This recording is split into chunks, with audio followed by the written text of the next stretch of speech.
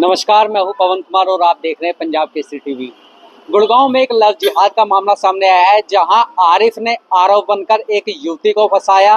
अपने प्रेम जाल में फंसाने के बाद उससे न केवल शादी की, बल्कि शादी के बाद उस पर धर्म परिवर्तन का भी दबाव बनाया। जब युवती नहीं मानी तो उसने उसके साथ मारपीट की। करीब 4 महीने तक थानों के चक्कर काटने के बाद अब पुलिस हरकत में आई है और युवती की शिकायत पर केस दर्ज कर मामले की जाँच शुरू कर दी है। दरअसल युवती ने बताया है कि वह एक कार कंपनी में बतौर इंश्योरेंस एजेंट तैनात थी। वहां उसकी पहचान तारीफ से हुई थी। तारीफ ने अपने मालिक का नाम आरव बताया और उससे उस युवती की पहचान करा दी।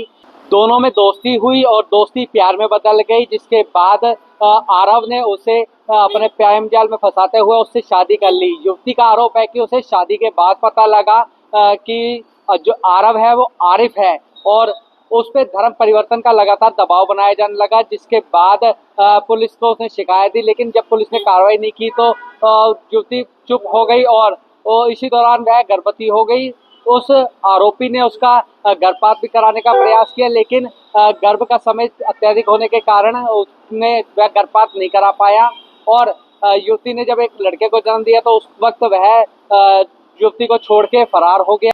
बाद में उसको मना के वापस अपने साथ ले आया है और उसके गुड़गांव में आके उस पर लगातार दबाव बनाने लगा और मारपीट करके धर्म परिवर्तन के लिए कहने लगा। लेकिन जब युवती ने मना कर दिया तो आरोपी उस पर लगातार मारपीट करने लगा। इस बात से परेशान होकर वह पहले पुलिस से मदद के लिए गई, लेकिन पुलिस ने उसकी कोई मदद नहीं की। ऐसे में युवती अपने बच्चे को लेके बिहार अपने मूल गांव में चली गई, जहां बच्चे के पीछे पीछे आरोपी भी चला गया और उस पर मना के वापस गुड़गांव ले आया और फिर उसके साथ मारपीट कर धर्म परिवर्तन का दबाव बनाने लगा। क्या कुछ पीड़िता ने बताया, आपको सुनवाते हैं। मेरे साथ ये हुआ 2022 में मेरे से एक लड़का मिला था तारिक नाम का, जिसके इंश्योरेंस के थ्रू उससे बात हुई थी। उसके बाद उसके ऑनर से बात हुई, जो कि मैंने जो पॉलिसी करी थी एसएस इंटरप्राइजेस के नाम से करी थी, जिसका ऑनर था आरिफ खान। पर उसने अपना नाम आरव बताया था। आरव मिलके बता के मेरे से बात हुई। नॉर्मली 6 मंथ हम रिलेशन में रहे, बातचीत स्टार्ट हुई। देन उसके बाद हम रिलेशन में आ गए।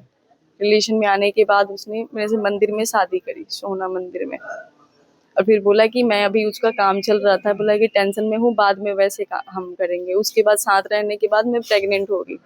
प्रेगनेंसी के बाद जब बच्चा 6 मंथ का हो गया तो उसने बोला कि अबॉर्शन करवा ले, मैं टेंशन में हूँ। मैंने मना किया। उसके बाद भी वो सुशील भंडारी है, उसके घर पे ले गया, वहाँ पे मेरी न्यूड वीडियो बनाई।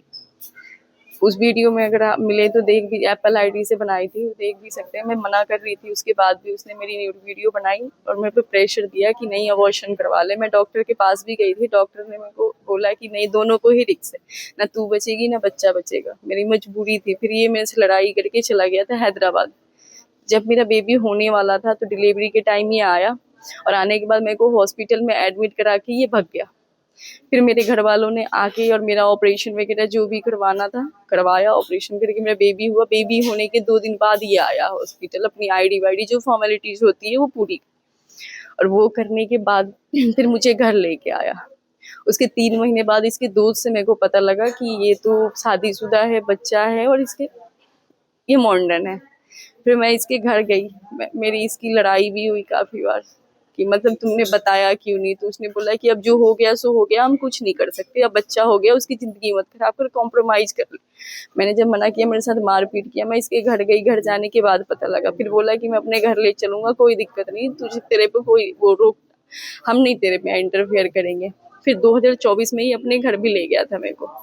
घर ले जाने के बाद इसके घर वालों ने मेरे पे दबाव डाला कि तू पत्थर पूजना छोड़ दे, सिंदूर लगाना छोड़ दे और हमारे उसमें आ जा, नमाज पढ़ा कर, सब बढ़िया हो जाएगा। मेरे बेटे का काम नहीं चला। मेरे बेटे ने अच्छा काम किया। आज स्वभाव होता है कुछ उनमें, वो स्वभाव का काम किया है।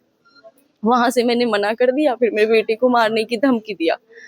फिर मैं रात को वहाँ 11 बजे वहां से मैं भाग के आके और अपने बेटे को अपनी मम्मी के यहाँ छोड़ आई। और फिर मैं आके यहाँ पे वर्किंग, मैं जॉब करती हूँ तो जॉब पे लग गई अपना। मैं जहाँ भी नौकरी पकड़ती हूँ वहाँ पे जाके ये मेरे को वो करता है, वहाँ पे जाके गाली गलौज कर देता है, या तो उनके साथ ब्लेम लगा देता है कि तेरा मैनेजर या किसी के साथ अफेयर है।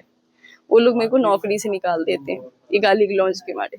अभी रिसेंटली 26 जनवरी की रात को आया था वो, 10:30 बजे के बाद आया था। और आने के बाद मेरे साथ काफी बहस हुई और धर्म परिवर्तन के लिए बोला कि तेरी वजह से मेरा सारा काम खराब हो रहा है। तू हमारे धर्म में आ जा और अपना धर्म परिवर्तन कर ले और ये मांग में से दूर लगाना छोड़ दे और नमाज पढ़ा कर। जब तक तू नमाज नहीं पढ़ेगी तब तक मेरा कोई काम सही नहीं चलेगा। मैं दुखी हो गया हूँ इन सब चीजें, गरीबी झेल झेल के।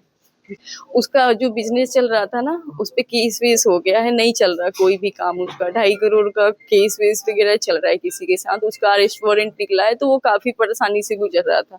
बोला कि तेरी वजह से ही सब कुछ हो रहा है, तू नमाज पढ़ेगी, मेरे लिए दुआ मांगेगी तो सब कुछ बढ़िया हो जाएगा। और मैं चाहती हूँ कि मेरे को अपने धर्म में ही रहना है, मुझे चेंज नहीं करना। और इसके लिए वो लगातार, वो जब मर्जी तब आके मेरे साथ मारपीट करता है, मेरे साथ जबरदस्ती करता है। तो मेरे को न्याय दिलाया जाए।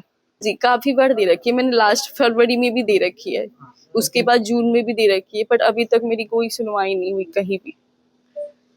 उसने फॉर्म भी भेजा था धर्म परिवर्तन का सिग्नेचर करने के लिए।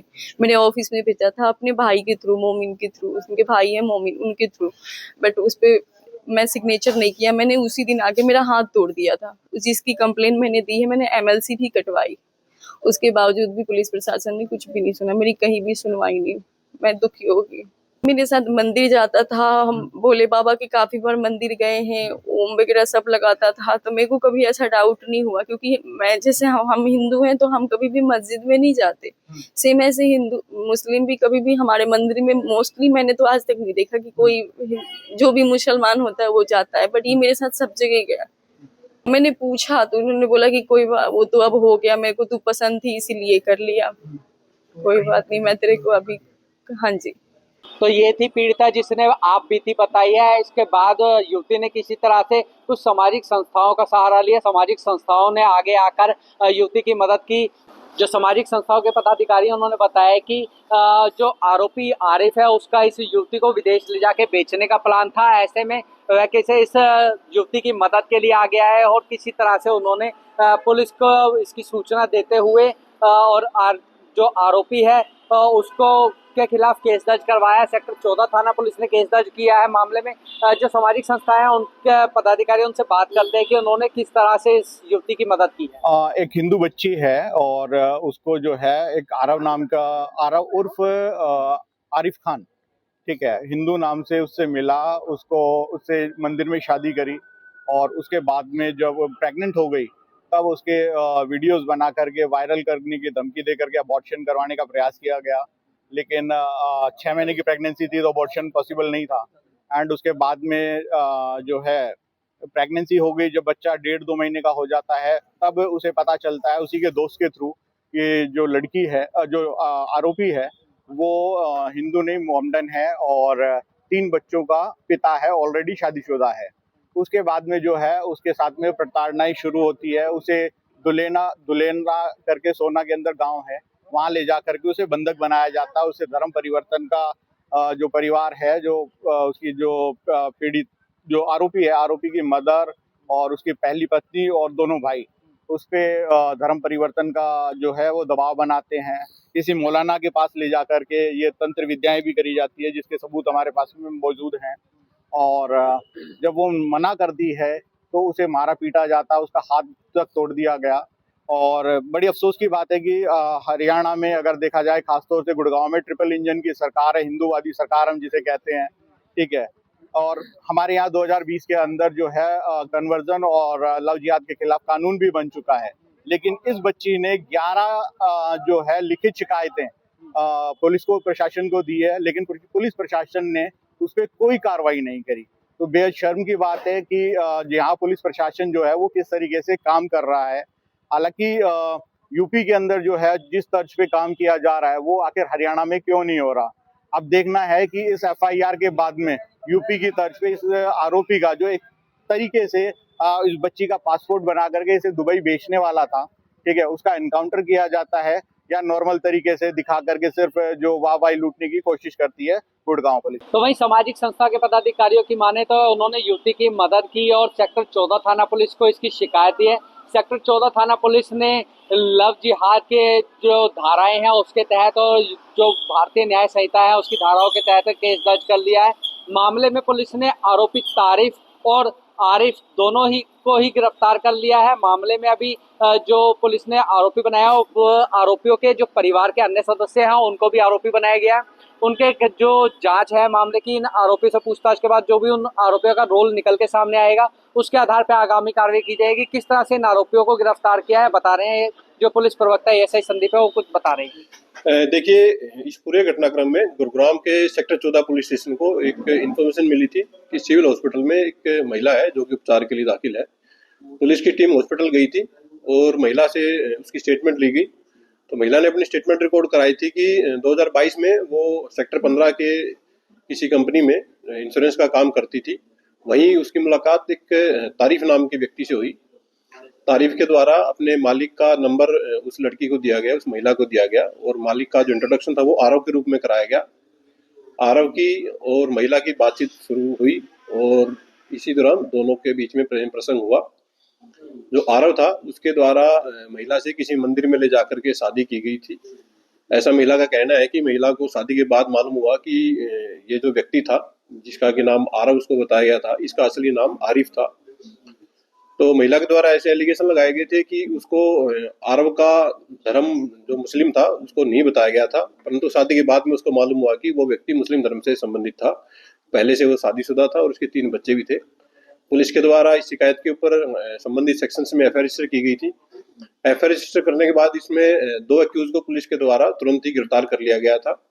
एक्यूज जो गिरफ्तार किए गए हैं उसमें सबसे पहला जो एक्यूज है वो तारीफ है, जो कि दुनेला गांव का रहने वाला 34 वर्षीय व्यक्ति है। दूसरा जो व्यक्ति जो आरव बन के उस महिला से मिला था उसका पूरा नाम आरिफ है और वो भी दुनेला गांव का रहने वाला 35 वर्षीय व्यक्ति है। तो इन दोनों ही व्यक्तियों को पुलिस के द्वारा फिलहाल गिरफ्तार कर लिया गया है। आज इन लोगों को कोर्ट में पेश किया जाएगा और कोर्ट में पेश करके मामले में फर्दर इन्वेस्टिगेशन पूरी की जाएगी। युवती ने आरोप लगाया था कि उसके साथ मारपीट भी की गई है। देखिए, युवती का जो मेडिकल रिकॉर्ड है वो सिविल हॉस्पिटल से पुलिस के द्वारा कलेक्ट किया जा रहा है और जो इसमें साक्ष्य आएंगे, जैसे जैसे तथ्य इन्वेस्टिगेशन में आएंगे उसके अकॉर्डिंग पुलिस की आगे कार्रवाई वो जारी रहेगी। इसके परिवार के और सदस्य कितने इन्वॉल्व हैं? देखिए, महिला के द्वारा कुछ लोगों को नामजद कराते हुए शिकायत दी गई है, क्योंकि मामला पहले ही 3-4 साल पुराना है।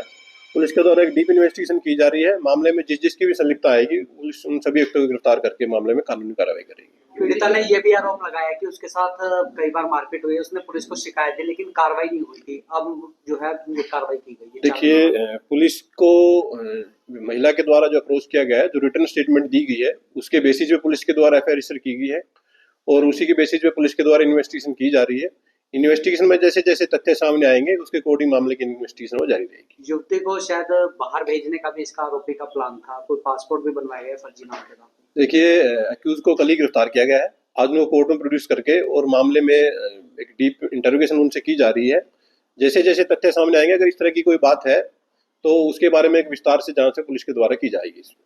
तो ये थे पुलिस प्रवक्ता एएसआई संदीप, जिन्होंने बताया कि मामले में 2 आरोपियों को गिरफ्तार कर लिया है। मामलों की जांच की जा रही है। जो आरोपियों से अभी बरामदगी होनी है, जो पासपोर्ट या अन्य दस्तावेज बताए जा रहे हैं उनकी बरामदगी की जानी है और जो परिवार के सदस्यों का रोल है वो इसमें पूछताछ के दौरान जो सामने नहीं आएगा उसके आधार पर आगामी कार्रवाई की जाएगी। फिलहाल आरोपियों को आज अदालत में पेश किया जा रहा है, जहाँ से उनको रिमांड पर लिया जाएगा। रिमांड के दौरान जो पूछताछ के दौरान जो भी तथ्य सामने आएंगे उसके आधार पर आगामी कार्रवाई की जाएगी। हमसे जुड़े रहने के लिए हमारे YouTube चैनल को सब्सक्राइब करें और नई वीडियो की नोटिफिकेशन के लिए बेल आइकॉन को दबाएं। अगर आप ये वीडियो Facebook पर देख रहे हैं तो लाइक जरूर करें और ज्यादा से ज्यादा शेयर करें। धन्यवाद।